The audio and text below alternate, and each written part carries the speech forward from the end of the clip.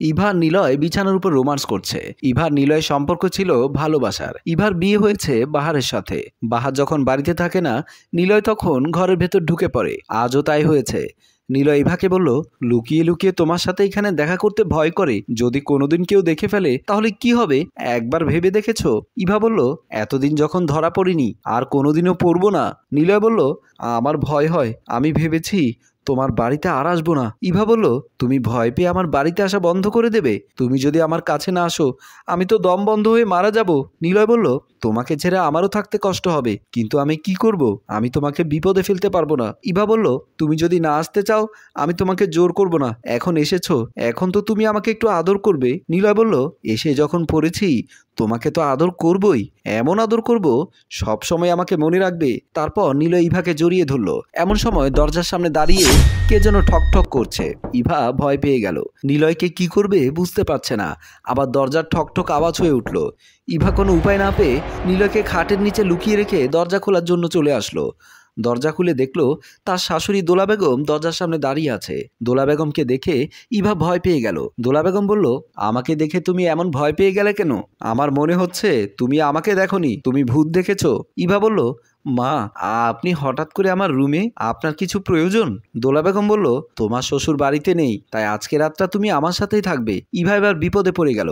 ঘরের ভেতরে নিলয়কে খাটের নিচে লুকিয়ে রেখেছে আর ইভার শাশুড়ি তার সাথে ঘুমাতে বলছে। ইভা একদম মহা ঝামেলায় পড়ে গেল। দোলা বেগম বলল, কি হলো, তুমি আমার কোনো কথা জবাব দিচ্ছ না কেন? আমি তোমাকে বললাম আজ রাতে তুমি আমার সাথেই ঘুমাবে।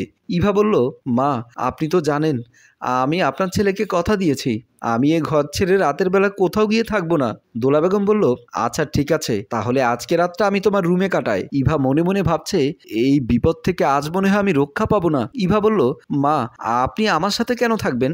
মা, আমার শোয়ার অবস্থা ভালো না, রাতের বেলায় দেখা যাচ্ছে আমি আপনার উপর পা তুলে দিলাম, এটা কি ঠিক হবে বলেন মা? আপনি আমার মুরব্বি, মুরব্বির উপরে পা তুলে দিলে এটা বেয়াদবি হবে। আপনি কি চান আমি আপনার সাথে বেয়াদবি করি? দোলা বেগম বলল, আমি বুঝতে পেরেছি তুমি আমাকে তোমার সাথে রাখতে চাও না। ঠিক আছে, আমি আমার রুমে গিয়ে শুয়ে পড়ছি, তুমি দরজা দিয়ে শুয়ে পড়ো। তারপর ইভা শাশুড়ি দোলা বেগম চলে গেল। ইভা দরজা দিয়ে ঘরের ভেতর গিয়ে নিলয়কে খাটের নিচ থেকে বের করে বলল, এখন তুমি চলে যাও, আবার কেউ আসলে বিপদে পড়ে যাব। তারপর নিলয় ঘর থেকে বেরিয়ে আসলো। যখন দরজার কাছে আসলো ঠিক তখন কে যেন কলিং বেল দিল। কলিং বেলের শব্দ শুনে নিলয় ভয় পেয়ে গেল। কোথায় পালাবে বুঝতে না পেরে টয়লেটের ভেতর গিয়ে লুকিয়ে পড়ল। এমন সময় ঘর থেকে বেরিয়ে আসলো ইভা। ইভা এসে দরজা খুলে দেখতে পেল দরজার সামনে দাঁড়িয়ে আছে জেসি। জেসি ছিল ইভার ননদ। ইভা বলল, এত রাতে তুমি আমাদের বাড়িতে আসলে? জেসি বলল, ভাবি, আমি ভাইয়াকে ফোন করেছিলাম, ভাইয়া বলল আজ রাতে নাকি চলে আসবে, তাই চলে আসলাম। কাল সকাল হলে আমার 20,000 টাকা লাগবে, তাই আজ চলে আসলাম। কাল সকাল হলে টাকা নিয়ে তারপর যাব। ইভা মনে মনে ভাবছে, আরও বিপদে পড়ে গেলাম, কি করব এখন? নিলয় কোথায় গেছে? হঠাৎ মনে হলো টয়লেটে গিয়েছে। নিলয় টয়লেটের ভেতর নাক চেপে ধরে দাঁড়িয়ে আছে। জেসি বলল, ভাবি, আমি একটু টয়লেট থেকে আসছি। ইভা বুঝতে পারলো এখন যদি টয়লেটে যায় তাহলে ধরা পড়ে যাবে। ইভা বলল, তুমি আমার রুমে আসো, আমার রুমে কেউ নেই। জেসি বলল, ভাবি, তোমার ওই কমোড বাথরুমে আমি বসতে পারি না, আমার এই বাথরুম ব্যবহার করতেই ভালো লাগে। ইভা বুঝতে পারলো জেসি এই বাথরুমে যাবে। আর কোনো উপায় না পেয়ে জোর করে জেসিকে ধরে ঘরের ভেতর চলে গেল। আর এদিকে নিলয় বাথরুম থেকে বের হয়ে চলে গেল। ইভার ঘরে জেসি গিয়ে বলল, আমি বুঝতে পারলাম না ভাবি, তুমি আমাকে জোর করে এই ঘরে নিয়ে এলে কেন? ইভা বলল, আমি তোমাকে ভালোর জন্য নিয়ে আসলাম আর তুমি আমার সাথে রাগ দেখাচ্ছ, যাও রুম থেকে চলে যাও। জেসি বলল, আমি একটু ওয়াশরুম থেকে আসি। ইভা বলল, আর যেতে হবে না, যাও, তোমার যেটা ব্যবহার করে তোমার ভালো লাগে সেটাতেই যাও। তারপর ইভা জেসিকে ঘর থেকে বের করে দিল।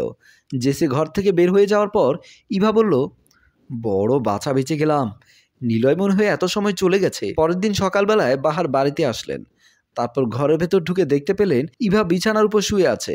বাহার আর বউকে ডাক না দিয়ে বাহার তার গায়ের পরনের কাপড় খুলতে যাবে। হঠাৎ করে খেয়াল করলেন বিছানার উপর একটা ঘড়ি পড়ে রয়েছে। ঘড়ি দেখে বাহার কিছুটা অবাক হয়েছিল। তারপর ঘড়িটা হাতে নিয়ে বাহার খেয়াল করলো ঘড়িটা বাহারের না।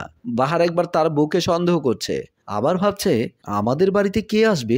এমন ভাবতে ভাবতে ঘর থেকে বেরিয়ে আসলো। অন্য ঘর থেকে বেরিয়ে আসলো দোলা বেগম। দোলা বেগম ঘুম থেকে উঠেছে। বাহার দোলা বেগমের কাছে গিয়ে জিজ্ঞেস করলো, মা, তুমি কেমন আছো? দোলা বেগম বলল, আমি ভালো আছি বাবা, তুই কখন এসেছিস বাবা? বাহার বলল, এই তো আমি কিছু সময় আগে এসেছি। মা, রাতে আমাদের বাড়িতে কি কেউ এসেছিল? দোলা বেগম বলল, কে আসবে? আমি তো কাউকে দেখিনি। কেন বাবা, এমন করে কথা বলছিস কেন হঠাৎ করে? বাহার বলল, না মা, এমনি জিজ্ঞেস করলাম। মা, আমার খুব খিদে পেয়েছে, আমার জন্য কিছু খাবার রেডি করো, আমি হাত মুখ ধুয়ে আসি। এই বলে বাহার চলে গেল। দোলা বেগম রুমে চলে গেল। সেদিন রাতে আমি খাবার খেয়ে বিছানার উপর শুয়েছিলাম। পাশেই শুয়েছিল আমার বউ। আমার বউকে দেখে মন খারাপ মনে হচ্ছে। আমি বুঝতে পারলাম হয়তো আমি আজ ঘরে থাকার কারণে ইভার মন খারাপ। ইভা আমাকে বলল, তুমি ঘুমিয়ে পড়ছো না কেন? কাল সকাল হলেই তো অফিসের কাজের জন্য বাড়ির বাইরে চলে যাবে। আমি বললাম, আমি কয়দিনের জন্য অফিস থেকে ছুটি নিয়ে নেব। এমন সময় আমার মোবাইলে একটা ফোন আসলো। আমি ফোন রিসিভ করে হ্যালো বললাম। কিছু সময় কাটিয়ে ফোনটা কেটে দিয়ে বললাম, আমার অফিসে চলে যেতে হবে। ইভা বলল, কেন? আজ রাত তুমি আমার সাথে থেকে যাও, তোমার অফিসে যেতে হবে না। আমি বললাম, জরুরি কাজ আছে, অফিস থেকে আমাকে ফোন করেছে, আমাকে যেতেই হবে। এই বলে আমি বিছানা থেকে নেমে গেলাম। ইভা বিছানার উপর বসে খুশি মনে হচ্ছে। কিছু সময় পর বাড়িতে আসলো নিলয়। নিলয় ঘরের ভেতর ঢুকেই ইভাকে জড়িয়ে ধরল। ইভা বলল, আমার স্বামী আজ বাড়ি আসবে না, আজ সারা রাত তুমি আমার সাথেই থাকবে। কাল সকাল হলে আমি তোমাকে বের করে দেব, কেউ দেখবে না। নিলয় বলল, ঠিক আছে, আর সময় নষ্ট করতে চায় না। এই বলে নিলয় ইভাকে নিয়ে বিছানায় শুয়ে পড়ল। এমন সময় রুমে চলে আসলো বাহার। বাহারকে দেখে ইভার নিলয় ভয় পেয়ে দাঁড়িয়ে গেল।